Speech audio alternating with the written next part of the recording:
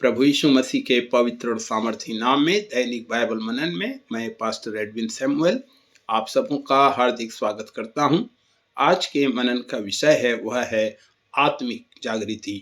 पहला पतरस 4 अध्याय और 17 और 18 पद में इस प्रकार से लिखा है, क्योंकि वह समय आ पहुंचा है कि पहले परमेश्वर के लोगों का न्याय किया जाए, और जबकि न्याय का आरंभ हम ही से होगा तो उनका क्या अंत होगा जो परमेश्वर के सुसमाचार को नहीं मानते हैं।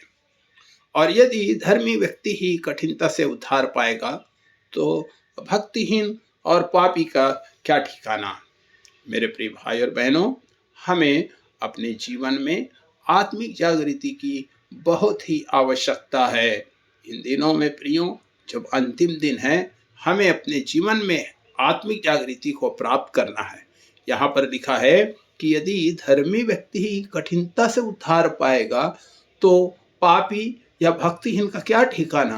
अर्थात हम जो परमेश्वर को जानते हैं और हमने उसे अपने उद्धारकर्ता ग्रहण करके धर्मी हम बनाए गए हैं, परंतु फिर भी यदि हम परमेश्वर के वचन के अनुसार अपने जीवन को नहीं बिताते हैं, परमेश्वर की इच्छा के अनुसार उद्धार पाने के बाद भी जीवन नहीं जीते हैं, तो हमें एक जागृति की आवश्यकता है। हमें अपने आप को जांचने की आवश्यकता है।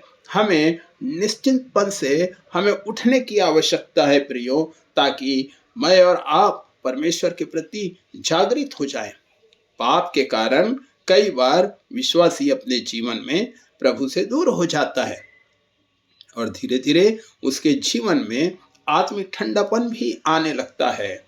परंतु मेरे प्रियो, परमेश्वर का वचन हमें इस बात को बताता है कि हमें अपने जीवन में आत्मिक जागृति की बहुत आवश्यकता है।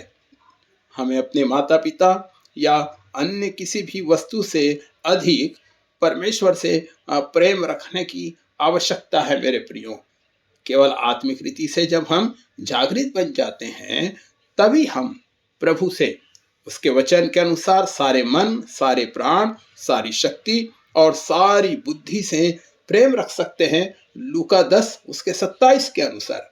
मेरे प्रियो, हमें परमेश्वर के वचन से प्रेम रखने की आवश्यकता है, उसे प्रतिदिन पढ़ने की आवश्यकता है। और मेरे प्रियो, एक ठंडा हृदय होता है, वो वचन को एक मशीन की तरह पढ़ता है। परंतु जो आत्मिक जागृति पाए हुआ व्यक्ति है, वह परमेश्वर के वचनों से आनंद प्राप्त करता है। मेरे प्रियो, हमें प्रार्थना करने की आवश्यकता है। हमें तो सतर्क रहने की आवश्यकता है। हमें सावधान रहने की आवश्यकता है।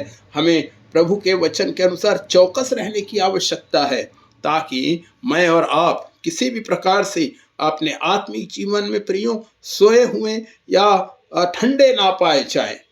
प्रभु यीशु मसीह ने लूका 14 अध्याय और 25 से 33 वचन में कुछ बातों पर जोर दिया है। वहां पर प्रभु यीशु मसीह कहते हैं कि यदि हम पिता, माता, पत्नी और बच्चों और भाइयों या अपने जीवन से प्रभु यीशु की अपेक्षा हम ज्यादा प्यार करते हैं, तो वहां पर एक शब्द आया है, गौर करें कि यीशु ने कहा, वह मेरा चेला नहीं हो सकता। यदि हम क्रूस उठाने से इनकार करते हैं प्रियो, तो भी हम प्रभु यीशु मसीह के चेले नहीं हो सकते।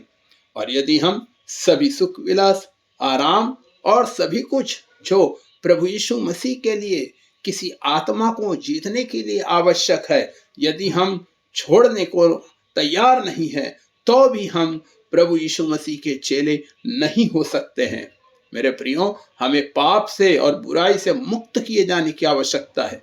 चाहे वो बड़े पाप हो, छोटे पाप हो, खुले पाप हो, गुप्त पाप हो, क्रोध, प्रकोप, गंदी बात, झूठ या अधीरता, बेईमानी, ठंडा हृदय, खालीपन, सूखापन, कठोरता और भय, चिंता और शराब, जुआ, अहंकार, स्वधार्मिकता, कुड़कुड़ाहट, अविश्वास, घृणा, आधीन ना रहना, आलोचना, कटु वचन, ईर्ष्या, छल, पाखंड, आंखों की अभिलाषा, शरीर की अभिलाषा, अशुद्ध विचार, स्वार्थ, लोभ जो मूर्ति पूजा के बराबर है, गपशप, संसारिकता, चोरी और व्यभिचार, हत्या, माता पिता की प्रति अनाज्ञाकारी होना, लड़ाई झगड़ा, श्राप, बदला, एक आदर्श जीवन स्थापित करने में असफल रहना, परमेश्वर के वचन की अवहेलना करना,